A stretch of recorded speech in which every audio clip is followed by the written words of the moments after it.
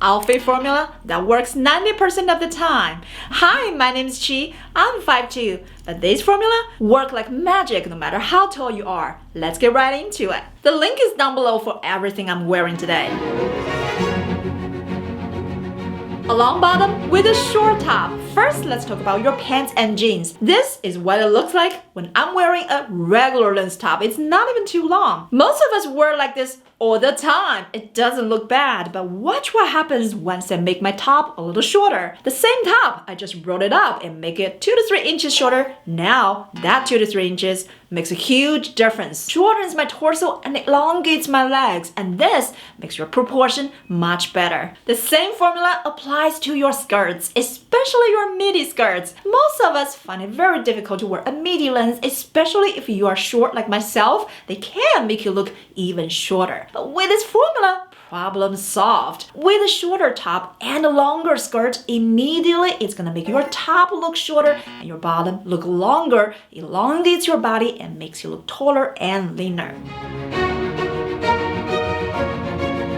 A long top with a short bottom. We all have a sweater or cardigan this long. The problem is, this length is actually very hard to look good. It's gonna make my body look like it's cut right in the middle. Now, using this formula, the magic starts to happen. When I wear a short bottom with a long top, now my body proportion changes from half-half to thirds. And this is much more flattering no matter how tall you are. But not only that, because my top is covered, and especially my top is long sleeves, now the eye is focused on my legs. Even though I'm only 5'2" and my legs are short, this is the most leg elongating way to wear a longer top. The same applies to your jackets, especially if your blazer is longer, your hip length, your thigh length. When you wear it with a regular length bottom, not only this is dividing your body into half and half, which looks plain, but also can make you look older than you actually are. Instead, switching to a shorter bottom, a shorter skirt, and a longer blazer, this is gonna immediately elongate your legs and make you look more useful, more elevated.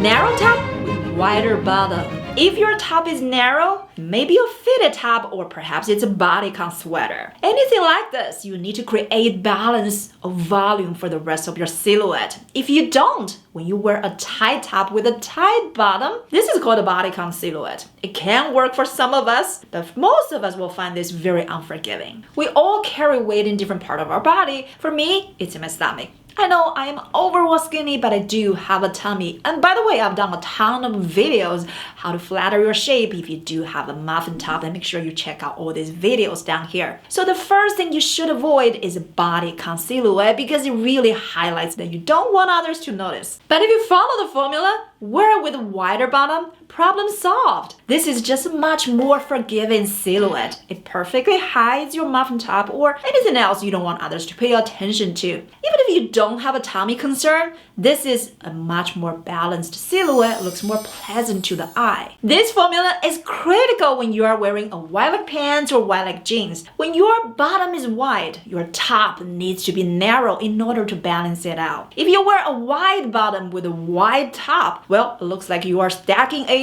rectangle on top of a bigger rectangle, and this hardly looks good on anybody. So wear a narrow top that fits closer to your body, and this is gonna give your wide leg pants a perfect balance, and overall this is a much more pleasant silhouette to the eye. So now let's go back to the narrow bottom. I've had this skirt for several years, but it has been lying in my closet because I don't know what to do with it. No matter what I wear with it, always doesn't look right. Wide top with a narrow bottom. Because the bottom fits so close to your body, it's gonna show every lump and bump, but your top needs to have certain volume in order to balance out the silhouette compared with the bodycon silhouette. This is much more forgiving and this is much more balanced.